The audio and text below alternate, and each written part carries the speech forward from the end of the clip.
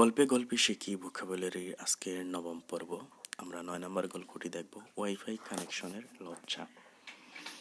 মেহেদি লাইব্রেরির জানালার ধারে একটা টেবিলে বসে কিছু ক্লাস নোট সাজাচ্ছিল। মাথায় সামান্য ঘাম, চোখে একটা ড্রসি ভাব। তাই সে ঠিক করলো একটু গান শুনি, মুড ফ্রেশ হবে। সে মোবাইল চার্জে দিয়ে ইউটিউবে একটা মেলানকলিক গান চালু করলো। তারপর মিনিমাইজড করে ফোনটা রেখে দিল। ধারণা করছিল সব ঠিকঠাক, wifi connected, phone on silent, headphone plugged in. কিন্তু সে ভুল করেছিল। মাত্র 2 মিনিট পরে পুরো লাইব্রেরি থমকে গেল। হঠাৎ একটা না বাজতে শুরু করলো। তুই চলে গেলে আমি কেমনে বাঁচি বল। একটা হার্ট রেঞ্চিং গান, ফুল ভলিউমে স্পিকার দিয়ে। লাইব্রেরির 3জন ছাত্র ফ্লিন্সড, আর কেউ কেউ স্নিকার্ড করে হাসতে লাগলো। মেহেদি ভয়ানক ফ্লাস্টার্ড হয়ে দৌড়ে এসে ফোন তুলল। তখন অটোপ্লে হয়ে দ্বিতীয় গান বাজছে, ভালোবাসা মানে শুধু কষ্টের গল্প। তার মাথা ঝিমঝিম করছিল। তাকে দেখে মনে হচ্ছিল সে মেন্টাল কলাপসের দোরগোড়ায়। একজন পেছন থেকে কানে ফিসফিস করে বলল, bro, your playlist needs therapy.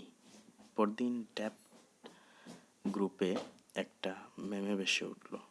Departmental গ্রুপে একটা মেমে ভেসে উঠল, when your emotional damage gets 100 Mbps speed.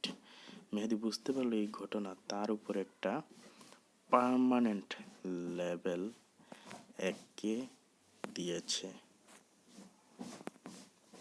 এই গল্প থেকে আমরা যে ভোকাবুলারিগুলো পেলাম সেগুলো হচ্ছে ড্রসি, ঘুম ঘুম ভাব, মুড মেজাজ বা মনোভাব, মেলানকলিক বিষণ্ণ বা দুঃখজনক, মিনিমাইজড ছোট করে রাখা, ওয়াইফাই সংযোগ,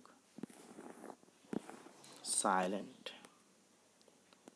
নিঃশব্দ, mood, headphone speaker heartbeat range হৃদয় বিতারক, ফ্লিন্সড চমকে ওঠা, স্নিকার্ড চাপা হাসি, ফ্লাস্টার বিব্রত হয়ে যাওয়া, অটোপ্লে নিজে থেকে চালু হওয়া, মেন্টাল কলাপস মানসিক ভেঙে পড়া, থেরাপি মানসিক চিকিৎসা, থেরাপি, গ্রুপ অনলাইন, মেমে, ইন্টারনেট কৌতুক, ইমোশনাল ড্যামেজ মানসিক আঘাত, এমবিপিএস ইন্টারনেট স্পিড।